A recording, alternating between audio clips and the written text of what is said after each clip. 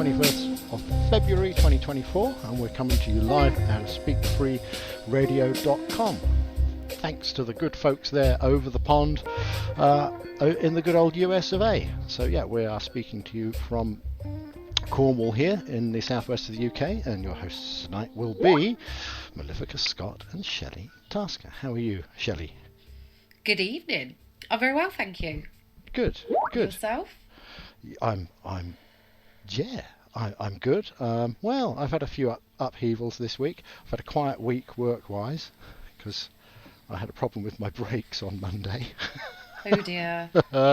No accidents happened, but there we go. But I've had a quiet week work-wise, so yeah. But other than that, I'm all good. I'm relaxed, refreshed, and I've had plenty of time today to get together some bits and bobs for tonight's Kernow Connection. So, without further ado, I should say before we start that we here on the Kernow Connection reserve the rights to all our words and all our thoughts. We do this simply because it's impossible to reserve the rights to anyone else's, a thought worth bearing in mind for any practitioner of law. Sailing over the Dogger Bank, oh, wasn't it a treat? Wind a blowing east nor east, we had to give a sheet. You ought to see us running, the wind a blowing free, on a passage from the Dogger Bank to Grey Grimsby. Watch out to Wigger, she's a proper Juby Jew. Give her a sheet, let her rip with the boys to pull her through. You ought to see us running, the wind a blowing free, on a passage from the Dogger Bank to Grey Grimsby. Our captain, he's a Shanghai Roo, she loves a pint of good ale. Our mate, he is a Roadstone inspector, been seen in many's a jail. Our third mate, he's a bushranger, he comes from the African Isle. And take a look at our old cook, it gets the bugger wild. Watch out to Wigger, she's a proper Juby Jew. Give her a sheet, let her rip with the boys to pull her through. You ought to see us running, the wind a blowing her free, on a passage from the Dogger Bank to Grey Grimsby. Watch out to Wigger, as down the street she came. High heels and painted toes, Jenny is on the game. Jenny is one of your flash girls, can she get a shine? She can do the double shuffle on the Knickerbocker line. Watch out to Wigger, she's a proper Juby Jew. Give her a sheet and let her rip the boys to pull her through. You ought to see us running, the wind a blowing her free, on a passage from the Dogger Bank to Grey Grimsby.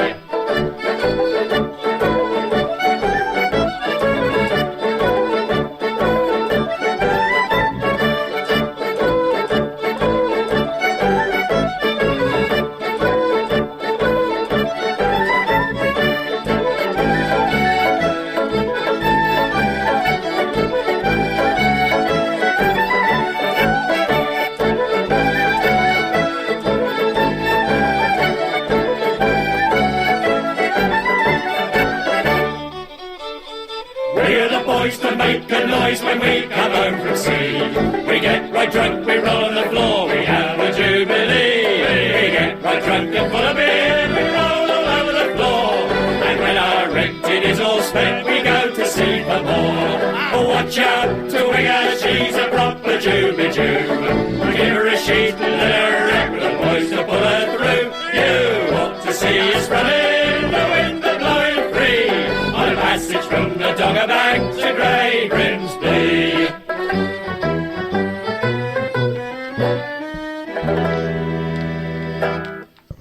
I love that track. Wow.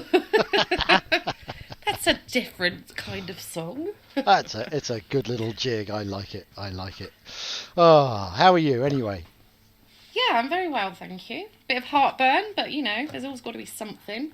Oh dear. Well, look, I'd like to welcome our listening audience to the Kernow Connection this evening. Just one thing to get out of the way before we get into the show, Shelley, and that is you'll have heard me mention David Irving before, the historian. Yes. And there is a rumour going round that he's died. I should laugh. Yeah. Yeah, well, pretty dreadful, really, when you think, right, so I'm just going to go over this very briefly. His family contacted the mailing list, his mailing list, because his mailing list find out about anything to do with David Irving before the press does.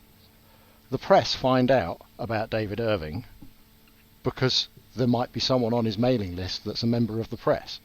Do you get what I mean? Right. Yeah. So his family messaged last week and just said, look, he's facing, probably the hardest trial that he's going to face in his life. They insinuated that he might not succeed, but it stopped him from doing his work, and he is requiring a lot of care. So they put out a thing just saying, look, if anyone would like to donate to help with his care, it would be great, greatly appreciated, etc., etc. Well, the Mail Online ran a story on this, right?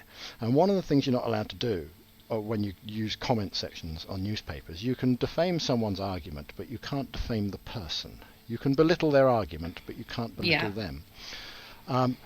The amount of vitriol that was poured out on that comment section and was just allowed by the Daily Mail, whereas if it was anyone else, it's a right that's only afforded to people that the state say it's okay to hate. Mm-hmm. Okay, so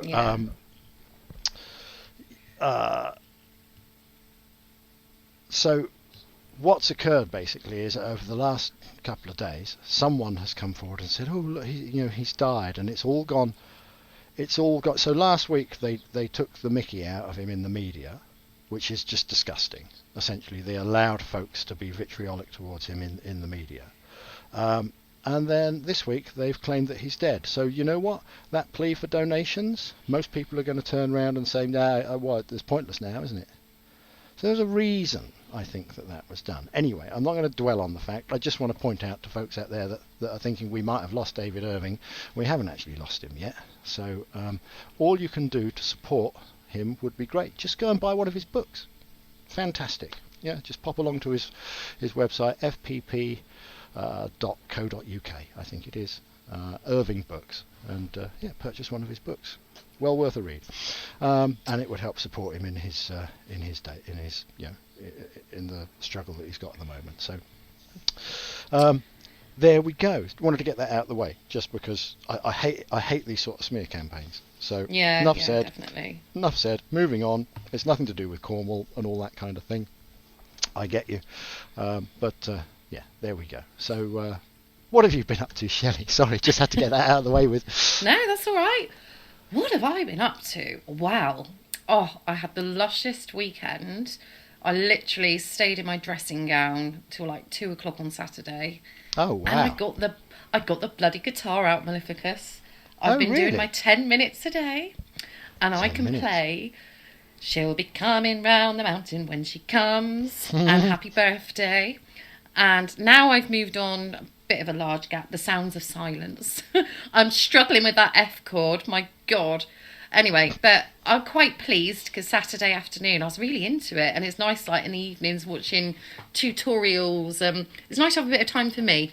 I've been wanting to do this for ages, and I started in lockdown, taught myself basic stuff, but obviously those 5 chords, and I'm thinking I'm giving myself a month, and I'd like to think that I could take my guitar into the nursing home and have a bit of a sing-song jolly with the residents there. Oh, that'd be great. So yeah, that'd be great.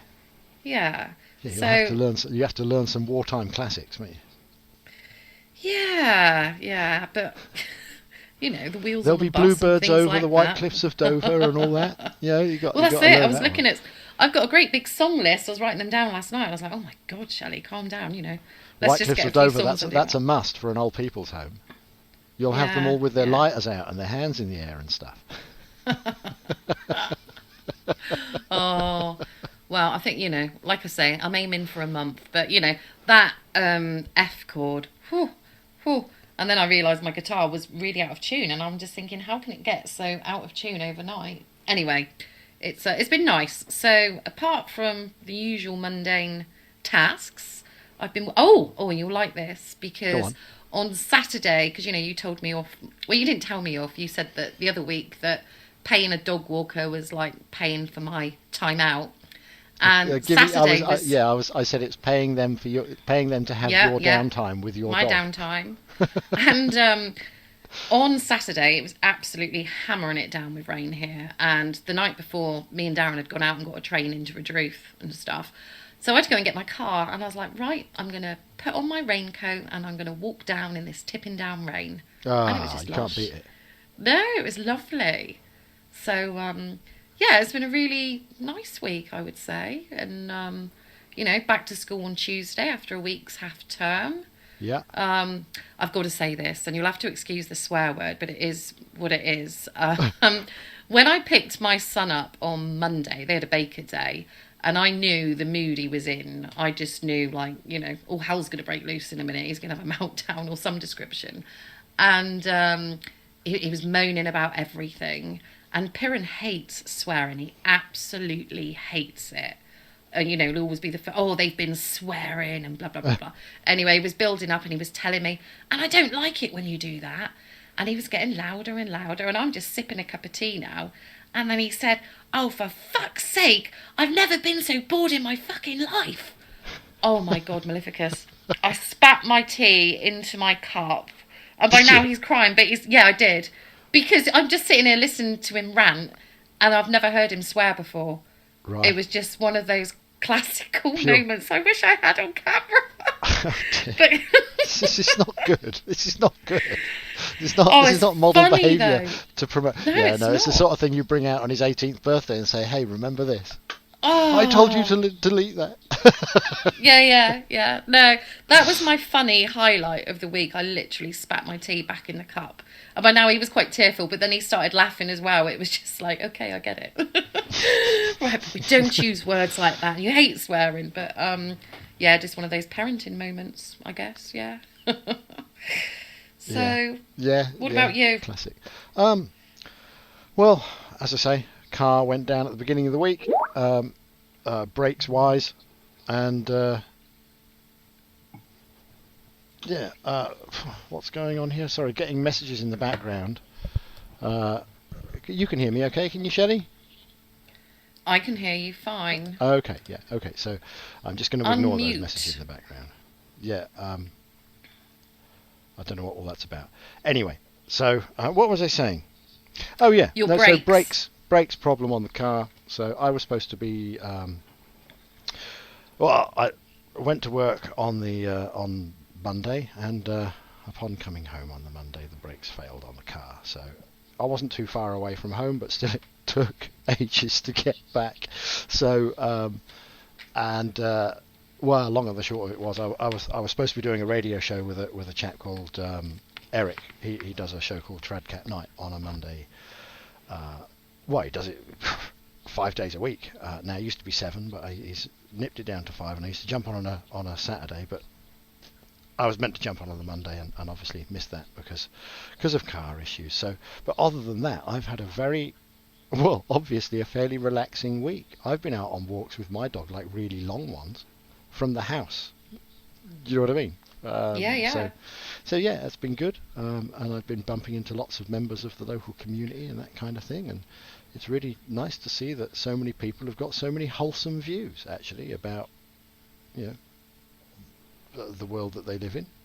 More people are clued up than you think, I think, when you start talking to people. I'm not going to crack any of the jokes that one of them cracked to me, but they were hilarious. Anyway, enough said. So what's been going on in Cornwall this week? Any ideas? Are you aware that Cornwall Council has just voted in favour of a maximum tax rise again?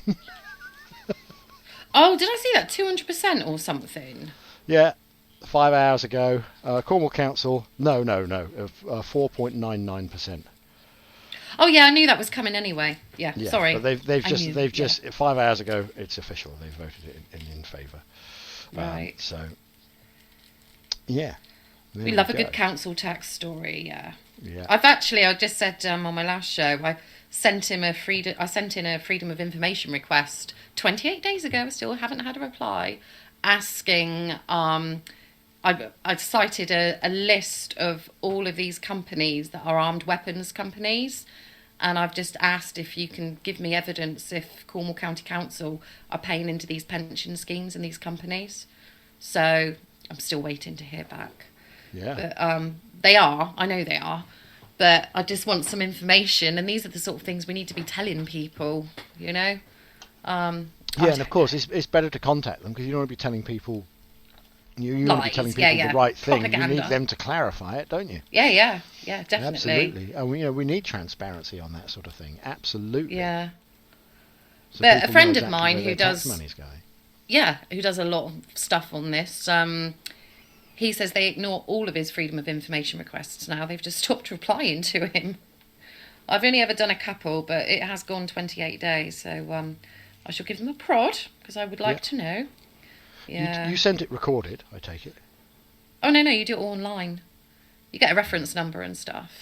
You're better off, I think. I haven't got time writing letters, Maleficus. Oh, don't be silly. Don't be silly. You've got time to sit in front of a computer. You've got time to write a letter. I haven't got a printer. I'll keep finding... I need a printer. You do it by hand. You do it by hand. Yeah, I Write do like them a writing. letter and send it recorded delivery, or, better still, well, recorded delivery is best, but you can deliver it by hand as well, and ask for the name of the person that receives that you hand it to. Yeah. Yeah, it'll still be the whole 28 days thing. Of course it will. Be 28 days, yeah. Yeah, well, for time and convenience, Maleficus, okay? I copied and pasted some stuff and ping, gone. All right? I know they probably looked at it and gone, oh, not another one of these. Put that on the pile. So-and-so's dealing with those. Oh, there's a handwritten one here. I better deal with that. All right, then. Bloody hell, you have had a tiresome week, haven't you? I've been thinking. Dog walks, writing letters. Yeah, actually, been in the studio a lot this week, which is great. Been actually pushing forward with tracks, so we've got 6 tracks now underway, which is great. I've been waiting years to get this done, so yeah. Anyone that's been listening to me for any length of time saying, we're going to start recording. Yeah, we have actually done it now. It's only been about 3 years. Well, if you want anyone playing some chords in the background. Well, yeah. All the drums. You heard my drumming last week. Hey, we could probably do with some female vocals, actually. And I was thinking about maybe asking someone reasonably close to you who's amazing on the saxophone to come and do some sax for us. Yeah, he would love that. But, we'll see what happens with that.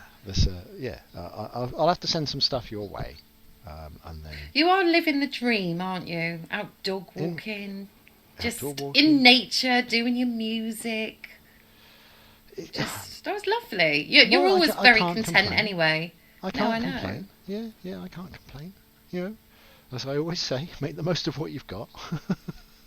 Yeah, definitely. And do you know, I was thinking yesterday, I was at a meeting in school and parents were talking and sharing ideas and thoughts and all.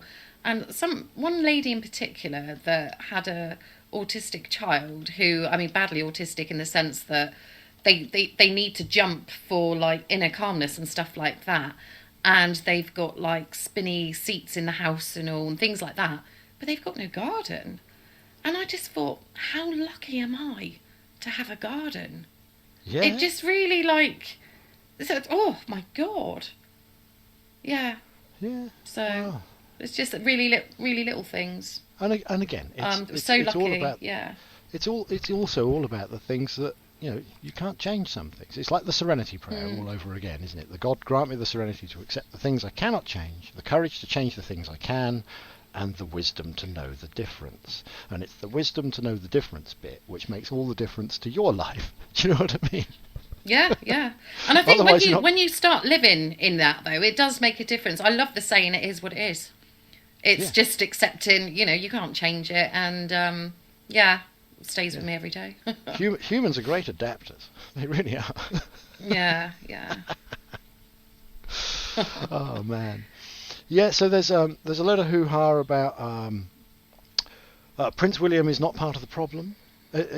Prince William is part of the problem. The plan for 24 new homes for homeless people in Cornwall dubbed a drop in the ocean in Cornwall amid mounting crisis. Well, what a load of absolute nonsense. They're putting up houses at a rate of knots.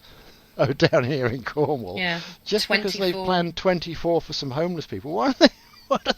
Hang hang on a minute, am I missing something here? They're putting up thousands of houses in Cornwall, but only 24 of them are for homeless people. Am I getting that right? Yeah. No, it's crazy. It's crazy. Yeah. We need more houses. For who? Yeah. Yeah. Should we start with the homeless people? Well, my friend, she's a security guard, and she goes to, as an extra job, she works for an extra firm, and part of her job is going to these houses, and there's a few local, that have got these immigrants in. And so not only are they getting somewhere to stay, they're having to pay someone to stay there for the night to make sure that everything's okay. Well, it's nice to know that they're nice and safe. You know, Yeah, I walked out of my better. house 2 days ago to take the dog up the road for a walk, and I went under the bypass, which actually goes underneath the A30, and there was a homeless guy asleep under the bypass, traffic roaring past, this, that and the other, and you think, oh my God, like, you know. Did you speak to him? No, Oh, he was asleep. He was asleep, so I didn't want to, like, you know. It's a really hard one, though, because I was regularly giving a man outside of Aldi, like, I wouldn't give him money. I would often, like, go and get him a takeaway coffee or buy him a sandwich and stuff. Yeah. And I got to talking to him. But the truth is, with a lot of these people that are genuinely homeless, is that they've got an addiction of some sort. And they choose that lifestyle. And when you mention, you know, I said to him, you know, is there anything I can help with? You know, you want to get a job and stuff like that. He's like, well, I'll have a think and let you know. And he said, I've got a drink problem. And bless him, I get that. The problem is there's no help with those things. Well, my sister to get them worked into for, housing. My sister worked for a very, I won't say the name, but my sister worked for a very prominent Cornish charity that deals with the homeless. Right.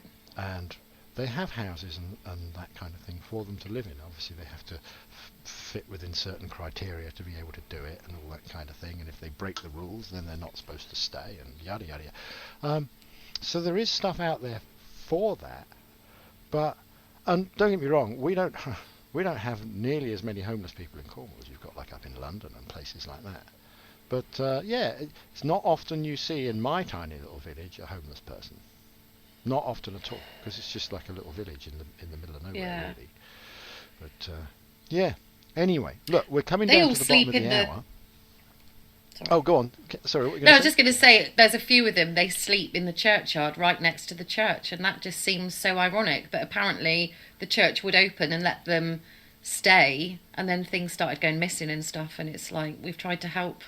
What can we do? Yeah. Yeah. But I took a photo of these tents propped up outside the church, and I just thought it just seems a bit uncanny, really. But it is what it is. It's very sad. Yeah, it's very sad. Yeah. It is. Well, look, as I was going to say, we're coming close to the bottom of the hour.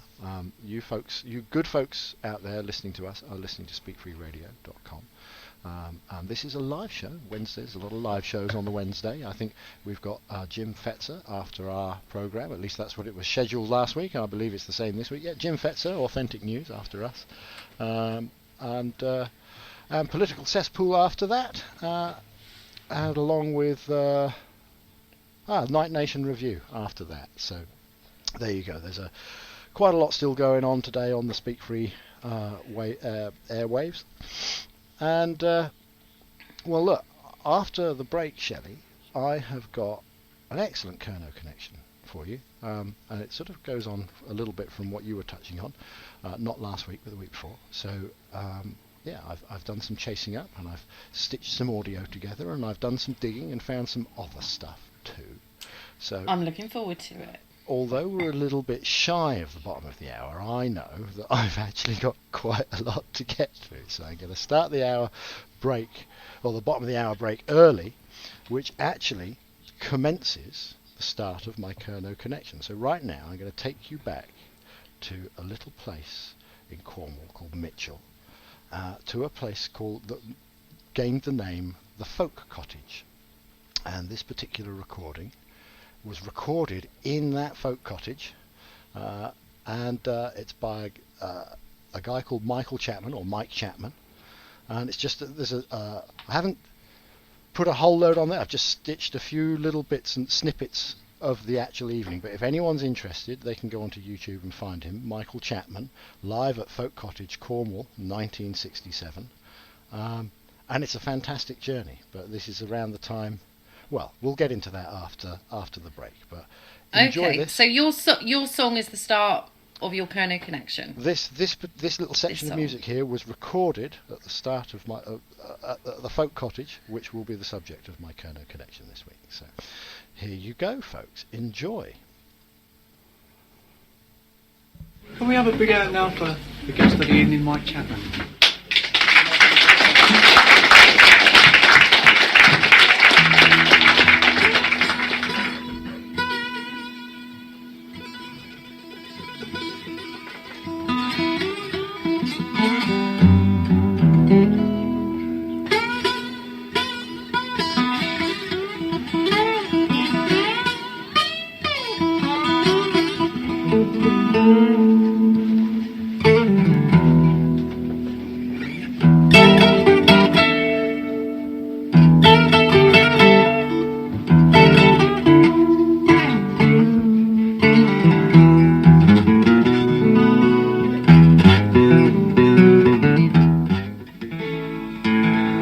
I wish I had someone to love me.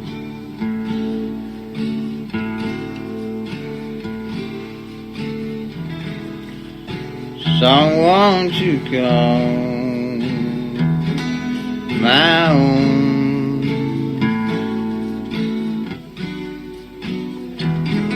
I wish I had someone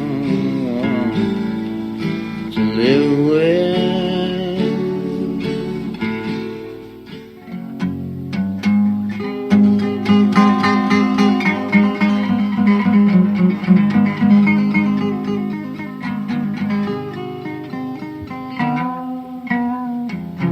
When did you leave heaven? How did it let you go?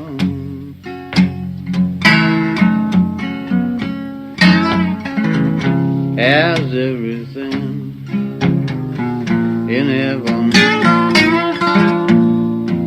I would love to know.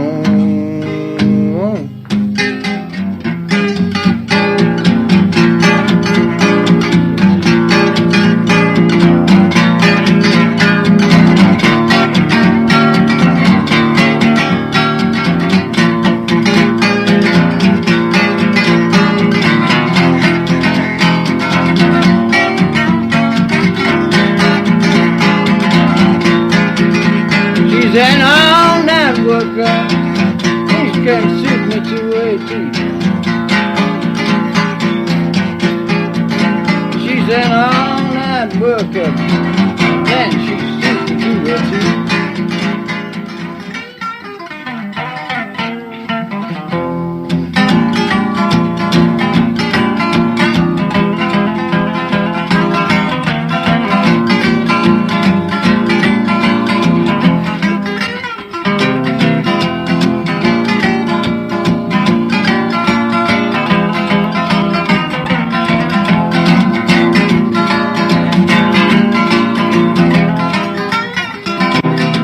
Well, that'll be the day when you make me cry. Well, that'll be the bye, bye, singing bye, bye, bye, bye, bye, singing bye, bye, baby, bye, bye, baby, bye, bye.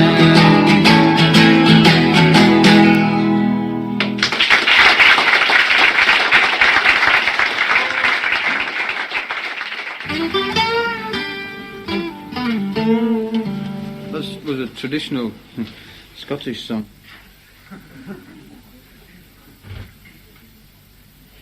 Taught to me by a friend of mine from Glasgow. Actually, the same attended a temperance meeting in the same city only recently. where he witnessed the spectacle of a man standing on the stage in full Scottish national gear, you know, professional Scotsman, with 2 glasses and a brown paper parcel. And he took from a brown paper parcel a worm. Apparently all Scotsmen carry brown paper parcels full of worms about in their sporrans. And dipped it in the first glass, which contained water, and says, "I take this worm and dip it in the glass of water, and it wriggles about, and is contented and happy, and lives forevermore. And I take this other worm and dip it in this other glass, which contains whiskey, and it dies immediately." That's got a bit Irish, but anyway. Says, "This goes to prove one thing, my friends." Oh, well, over there. A voice from the back shouts out, "Drink plenty of whiskey, you'll nae hae worms."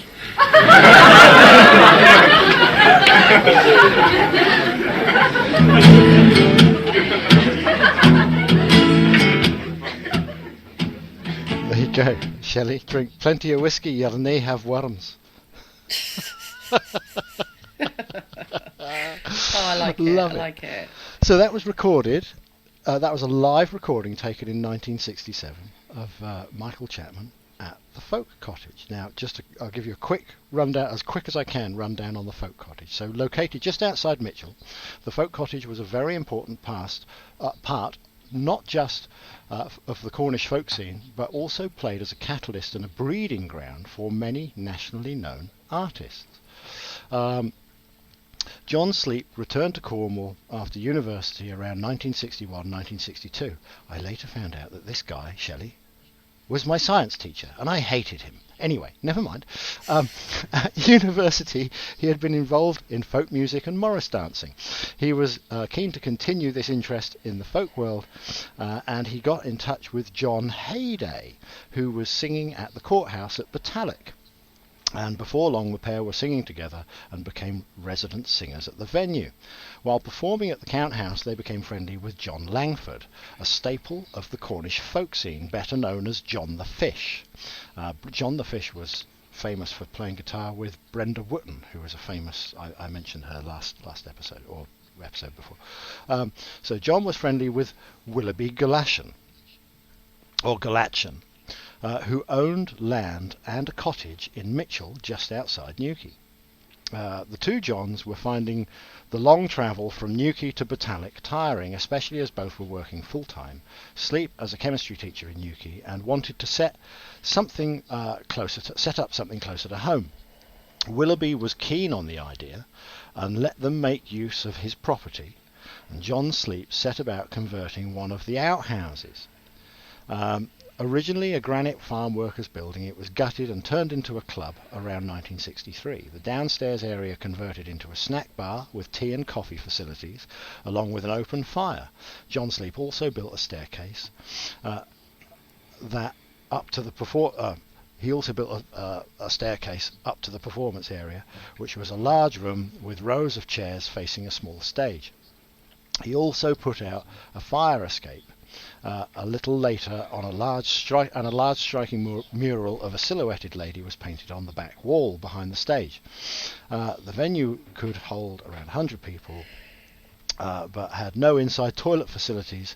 There was an outdoor toilet affectionately known as Ye Old Bog, which had to be emptied down a drain. So the club started out as a Friday night only venue, with 2 sessions taking place throughout the evening.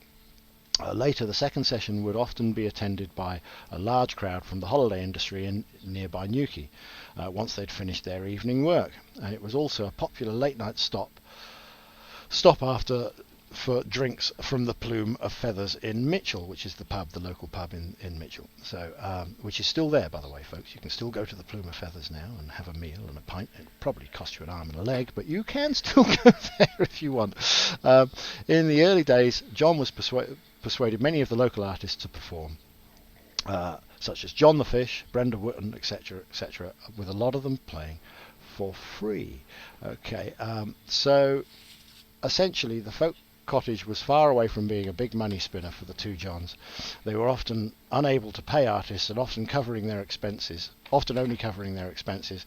If they made any money on the door, then the performer would get a cut, but it was understood they may well be nothing and they might be performing for free.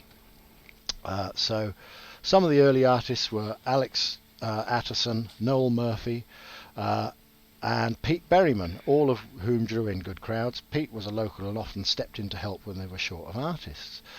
Booking was a constant struggle for John, and he was always grateful for reliable and regular bookings. So just skipping down a little bit here. So despite being in the 60s, everything that came with that, the club was a very civilised affair. It had no liquor licence, only serving tea and coffee and homemade sandwiches.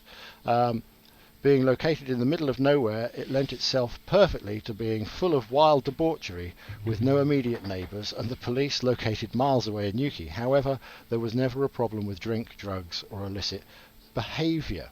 Around 1965, here's a name you might remember, Shelley, Whiz Jones and Pete Stanley arrived in Newquay from South London after receiving a less than stellar reception in the pubs and clubs. Hard times in Newquay when you've got long hair, as it said in that video last week. They were looking for another place to play, and they wound up at the cottage, which instantly took to the pair, and they were soon going down a storm. This was around the time of the 16 Tons of Bluegrass album, whose cover picture was presumably shot in the Newquay area, possibly the dunes of Crantock. So Pete and Whiz put the word out and brought down many of their friends to Cornwall, including Ralph McTell, who they knew from Croydon area. Ralph would stay on the farm site and would become an integral part of the club. He would also write an instrumental, Willoughby's Farm, influenced by his stay. So with this in mind, I should now say that Willoughby Galatchan was one of my dad's best mates, and I caught up with him last week and spent a bit of time having a chat with him and asking him to sort of explain some things about that time, which he kindly did. So I've got a little bit of audio for you here. I'm going to get through. So you've got, we're going to have to get a wriggle on with this. So I'm going to play this now. So this is a little interview with my dad regarding Willoughby, the Folk Cottage, and Ralph McTell. Enjoy. I will. You were saying about Willoughby, who owned the Folk Cottage. Yeah. His father used to have Longstone, the farm down at Longstone. Oh, New Farm. New Farm. So that was where Willoughby lived. So that was his dad's. That was his dad's, because that's right on the border of RAF St Ebble. That's right. That's right. Well, he then decided to have his father set him up basically because he was a bit of a reprobate. He flipped a Daimler large car on the corner where the gymnasium is. He flipped it where that gate is. You come I know right through there, upside down, smashed it to pieces. Well, so Willoughby was, he owned. That was part of the farm, was it? That he was given by his dad. Yeah, that's right. Yeah. And he didn't live in the barn, obviously. No. At the time. I think he might have converted it later, but he had a caravan alongside, which is why he was broken into. And they stole 2 of his rifles, 2 guns and a shotgun, and this little gun that I repaired for him, which my finger marks all over it. Hopefully it's not used in a shooting. Willoughby, after his, I told you he had brucellosis, didn't I? Brucellosis, what's that? A contagious abortion in cows. Oh yes. But he had to put the whole herd down of Jersey cows, Jersey or Guernseys or whatever. And he wasn't allowed to keep cows on the land for at least 3 years because it stays in the soil. Right.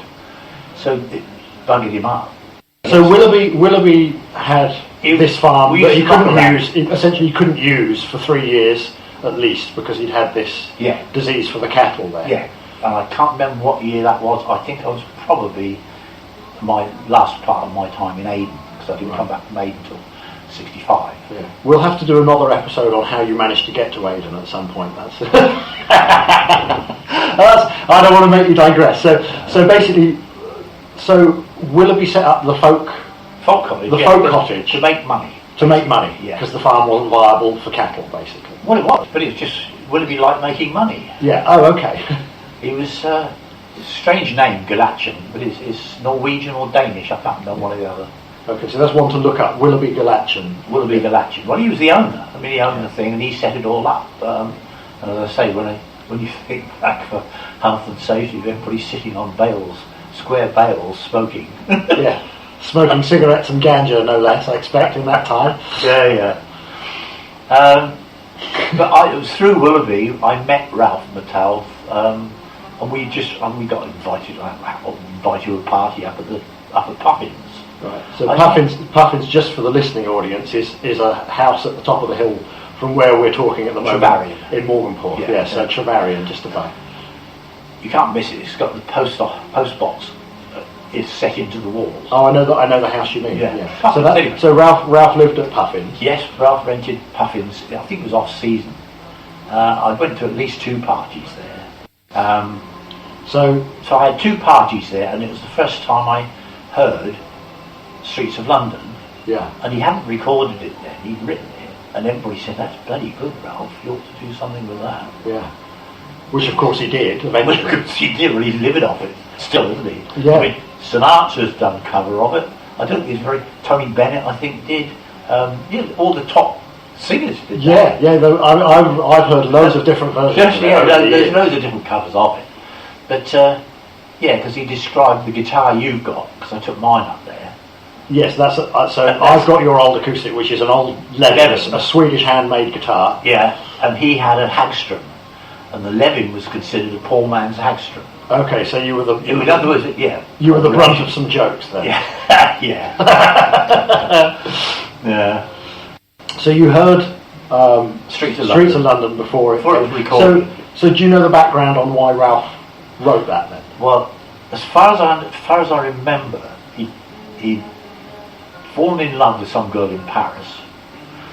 She ditched him, and he'd come back to London, lived in a squat, as far as I know. So he had nothing then? No, he had nothing. No, he was probably making money down here because Willoughby would have paid him cash. Because Willoughby was...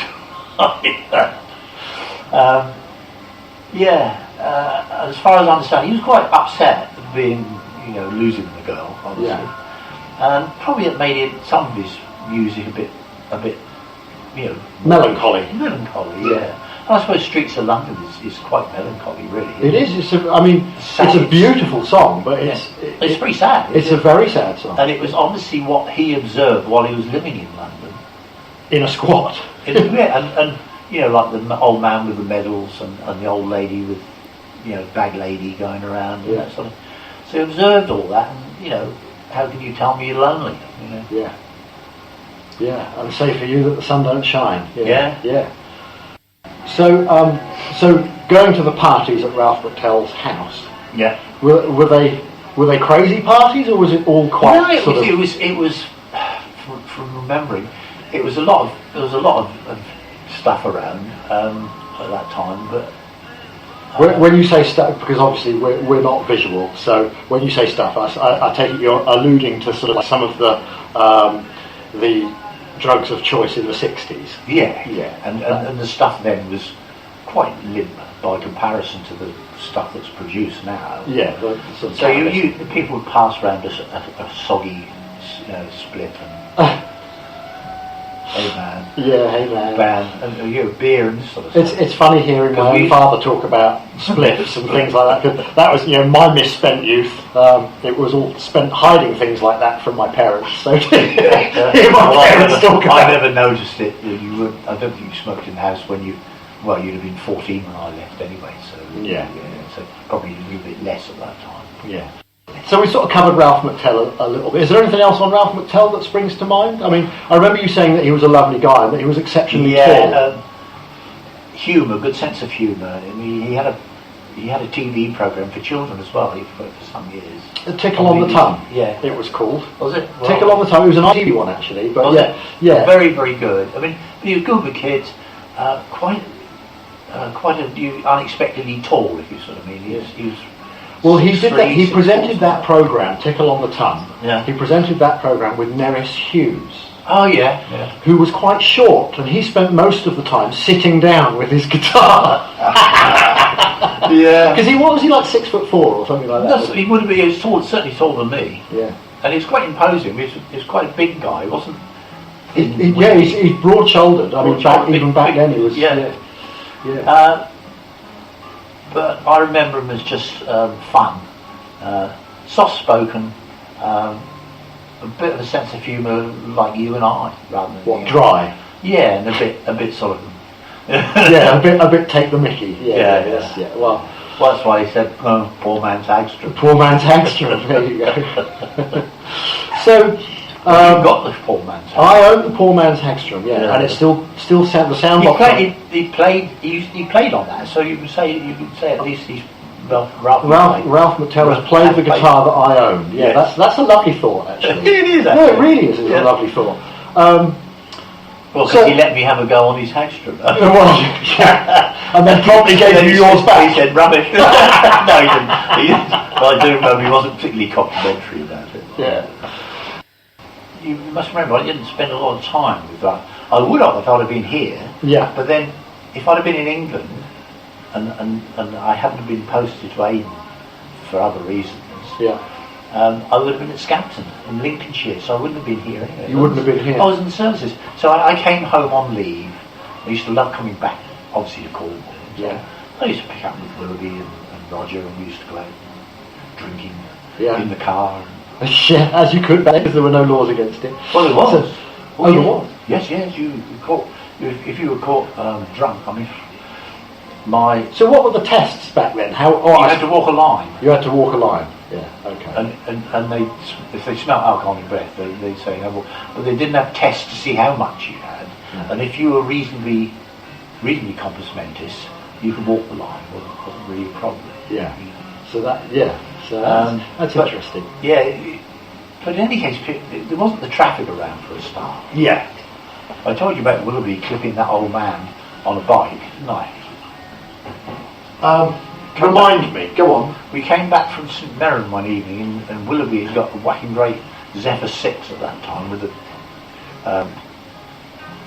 what do you call it? Handbrake that you pull out of the. Oh, I know what you mean. Yeah. Big thing. Anyway, and a column change as well. The whole thing. And a bench seat at the front. Went like stink because it was sort of 6-cylinder, very powerful. Was it an American thing then? Was it? No, Zephyr Zodiac. Oh, okay. That's Ford Zodiac. Right. Zephyr Zodiac, I think this one was called. It wasn't the American style one with the sort of square and the wings at the back. It was more rounded, more than the English looking one. Yeah. A thumping great. Anyway, we'd been out to St Mirren. We came back one night, and there was a guy on a bike with no lights, and Willoughby clipped the pedal, and I could see in the lights for Willoughby's car, he wobbled off and went into the ditch. and Willoughby was after. I said, "You better go back, will you?" You know, he said it might the ditch might be full of water and he might drown. So anyway, we went back. Willoughby stopped, turned around, went back, and this poor old bugger was just clambering out of the ditch with his bike. And he said, "You all right?" Yeah, some bastard, he said, "come round here," he said, "and knocked me off my fucking bike." And we said, "Well, that's terrible."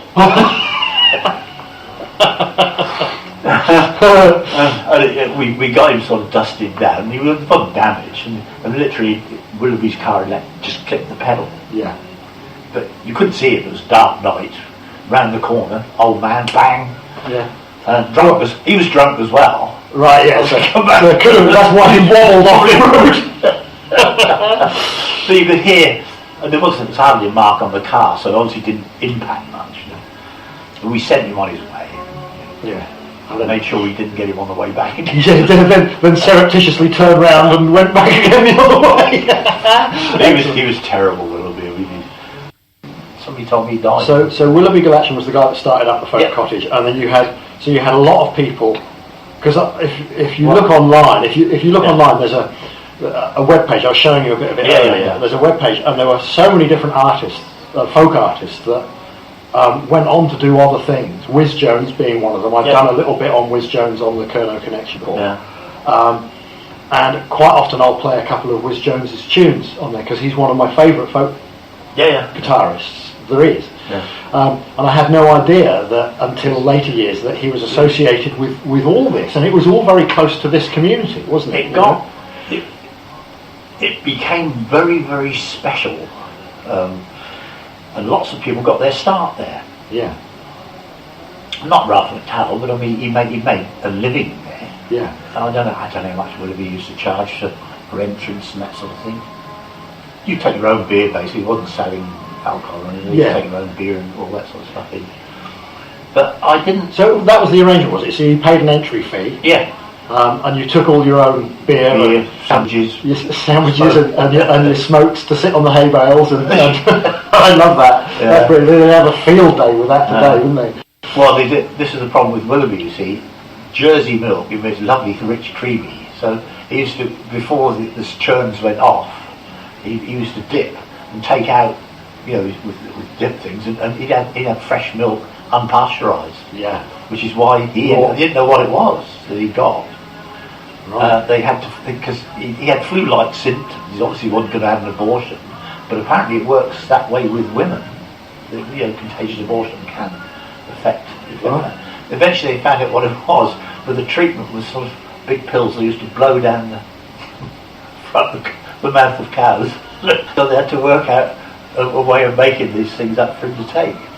Wow! So they actually used cattle type. They use cattle medicines on him to get rid of the cattle bloody disease. Right, because you've got all this stuff nowadays about how in the COVID era you had the whole thing about you can't take ivermectin. It's very bad. It's for dealing with parasites in horses. Yeah. Yet back in those days they were quite happy to shove animal products down humans' throats. Well, I don't know. That's the way it seems to be, because the treatment they had was very large pills, basically. Right. Yeah. And so they worked out, I presume, the same sort of medicine, but a dose for him to kill it off, and he recovered from it. Yeah. You've got to make the best of what you've got at the time that you've got it. That's right. That's right. The thing. Yeah. So he went that way. Willoughby died, so I'm the only one left now. Yeah. Of those three. No, Ralphie's still. Ralphie's still going. Yeah. So there you go. We're running short of time, so I thought I'd stop it there. But that gives you a good idea, Shelley, of a little bit of background. It sounds lovely. To Willoughby Galaction. What a small world. And the folk cottage. Yeah, absolutely incredible. So Dad got into a whole lot of other things in that interview, which I will stash away for maybe another episode. There's all sorts of weird and wonderful things we talked about. So it was a real blessing.